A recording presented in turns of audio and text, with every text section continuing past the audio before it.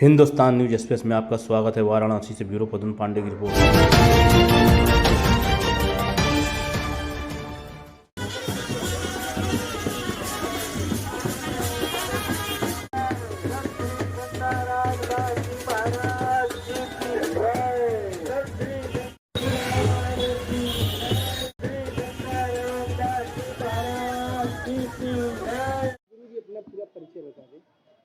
मेरा नाम माधव कृष्ण है और गाजीपुर में श्री गंगा आश्रम से मैं संबंधित हूँ। गुरु जी किस तरह का ये प्रवचन करेंगे, शोभायात्रा निकला, क्या संदेश दे रहे इसके माध्यम से? बेसिकली हुआ क्या है कि पिछले 1000 वर्षों में धर्म की परिभाषा विकृत हो गई है और धर्म को लोगों ने वाह्य आडंबर कर्मकांड अनुष्ठान इन्हीं तक सीमित कर दिया है, जबकि वास्तव में धर्म जीवन के प्रत्येक क्षेत्र में होना चाहिए।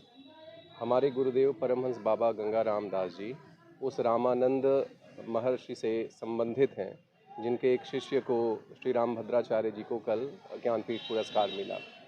तो हमारे श्री महाराज जी का यही कहना है कि आप धर्म का चाहे कितना भी अनुष्ठान कर लें, अगर आपके व्यक्तिगत जीवन में सत्य नहीं है, न्याय नहीं है और धर्म नहीं है, और धर्म से हमारा अर्थ है परोपकार, दया, करुणा जैसी चीज़ें, तो मनुष्यता की स्थापना नहीं हो सकती। और जब तक मनुष्यता की स्थापना नहीं हो सकती, हजार संप्रदाय हो जाएं, लाख पंथ हो जाएं, हजारों मंदिर मस्जिद चर्च बन जाएं, लेकिन हम ना आपस में प्रेम और शांति से रह सकते हैं और न ही एक दूसरे को सहयोग प्रदान कर सकते हैं। तो हमारे जितने भी प्रवचन होते हैं वह पारंपरिक प्रवचनों से बहुत ही अलग होते हैं, क्योंकि हम केवल और केवल मनुष्यता पर बात करते हैं। चाहे हम कबीर साहब के माध्यम से बात करें, चाहे रामानंद के माध्यम से, और चाहे हमारे अपने गीता और पुराणों से बात करें। तो हमारे श्री महाराज जी का एकमात्र संदेश यही है कि जितने लोग जातियों और पंथों में विभक्त हैं, सबसे पहले वे अपने आप को ये समझकर शुद्ध करने की कोशिश करें कि हमारा एकमात्र धर्म है मानवता, हमारी एकमात्र जाति है मानव जाति। कितना लाभ मिलेगा इससे? लाभ मिल रहा है।